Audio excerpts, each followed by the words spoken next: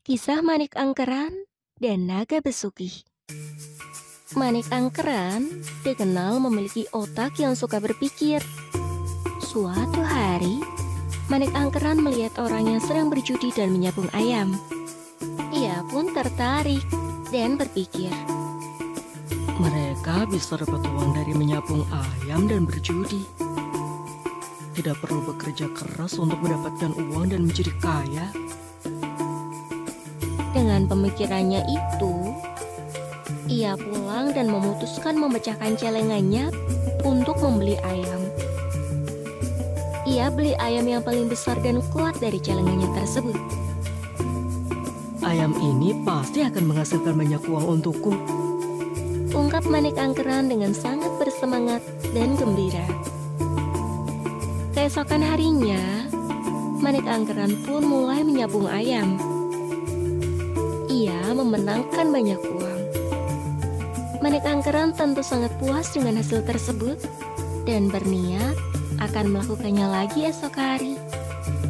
Hanya saja di hari ketiga, nasib baik tidak didapati Manik Angkeran. Hari ketiga dan seterusnya, ayamnya sering kalah. Dalam sekejap, uang Manik Angkeran pun ludes tak tersisa. Ia bahkan harus berutang untuk membayar kekalahannya. Hanya saja, itu tidak membuatnya jerah. Ia terus berjudi dan menyabung ayam. Hari ini memang kalah dan bahkan berutang.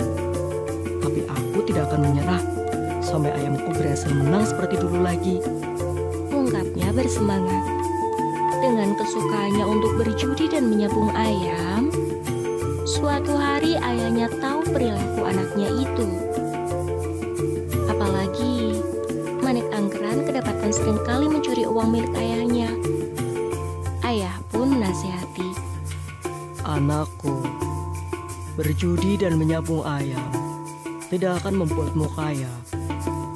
Justru menyabung ayam dan berjudi malah membuatmu semakin miskin. Berhentilah sebelum terlambat. Hanya saja, Manik Angkeran tidak peduli dengan nasihat ayahnya tersebut. Lambat laun, harta ayahnya pun habis untuk membayar utang Manik Angkeran. Ia pun merengek. Ayah, mereka akan membunuhku kalau aku tidak membayar utang. Jadi tolonglah aku, ayah. Ayahnya pun menjawab, apa yang harus kulakukan untuk menolongmu? Sementara hartaku sudah habis tak bersisa karena engkau. Si Dimantra pun berdoa dan memohon petunjuk sang dewa. Ia pun mendapat bisikan gaib. Pergilah ke Gunung Agung dan temui Naga Besuki. Mintalah apapun kepadanya untuk membayar utang-utang anakmu. Si Dimantra bergegas menuju ke Gunung Agung dan menemui Naga Besuki. Naga Besuki bertanya, siapa kau? Untuk apa kau datang menemuiku? Si Dimantra menjawab, bantulah aku. Aku butuh uang untuk membayar utang anakku. Hartaku sudah habis. Ia akan dibunuh jika tidak melunasi utang-utangnya.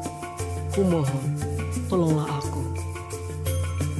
Naga Besuki pun menyanggupi permintaan si Dimantra.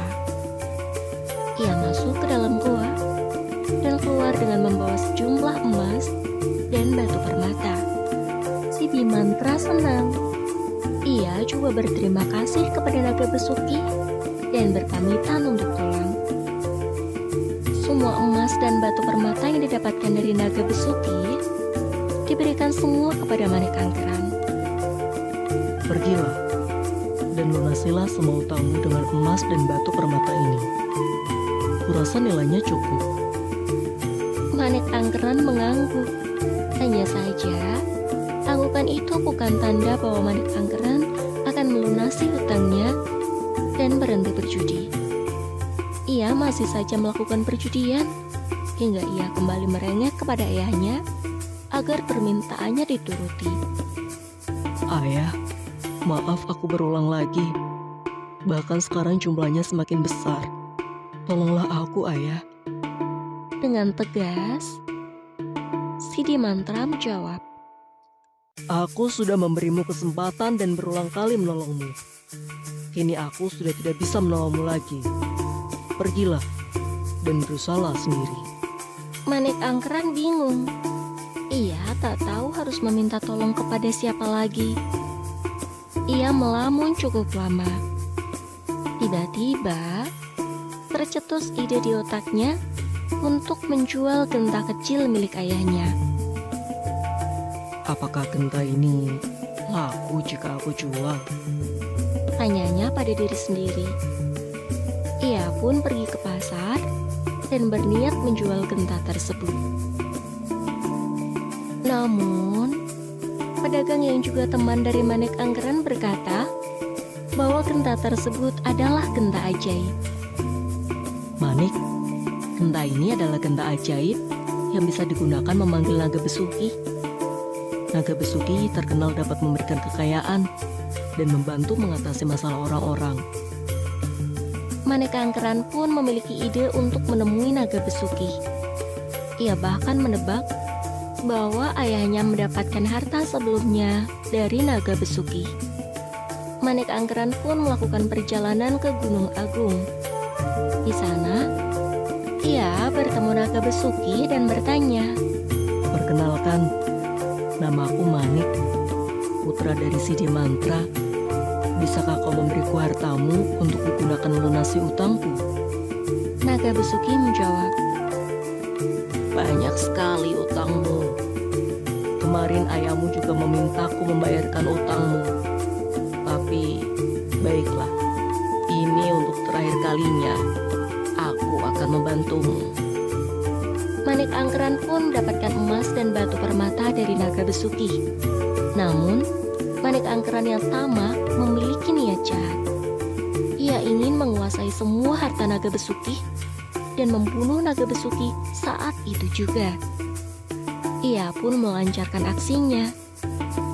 Ia menyabet tubuh naga besuki dan mengunusnya dengan pedang. Naga besuki terluka dan tidak menyangka bahwa Manik Angkeran melakukan semua itu. Naga besuki yang marah lantas menyemburkan api dari mulutnya. Manik Angkeran ketakutan dan berusaha melarikan diri. Akan tetapi, naga besuki dapat menangkapnya dengan mudah. Manik Angkeran pun terbakar api dan tubuhnya menjadi abu. Di sisi lain, Sidi Mantra yang kehilangan genta berusaha menyusul ke Gunung Agung. Karena firasatnya memang mengatakan kalau anaknya yang mengambil genta tersebut. Sesampainya di Gunung Agung, Sidi Mantra melihat tubuh anaknya yang sudah menjadi abu. Naga besuki pun menjelaskan apa yang terjadi kepada Sidi Mantra. Namun, Sidi Mantra memiliki satu permintaan. "Sudikah kau membantuku untuk menghidupkan anakku kembali? Jika iya, berikan dia kesempatan memperbaiki diri. Aku akan menuruti semua syarat darimu. Jika perlu, bantu aku untuk mendidiknya menjadi anak yang baik." Naga besuki yang tak tega dengan permintaan Sidi Mantra pun menyanggupi permintaan itu. Manik Angkeran yang sudah berwujud manusia kembali meminta maaf kepada ayahnya dan naga besuki. Namun, ayahnya berkata bahwa Manik Angkeran tidak boleh pulang dengannya. Ia harus tinggal bersama naga besuki yang akan mendidiknya. Sidi Mantra pun mengeluarkan tongkat. Ia membuat garis yang memisahkan antara dirinya dengan sang anak. Garis tersebut pun mengeluarkan air, dan lama-kelamaan airnya menjadi deras. Gunung Agung pun terpisah dari sekitarnya, dan genangan air tersebut kini dikenal sebagai Selat Bali, yang memisahkan antara Pulau Bali dan Pulau Jawa.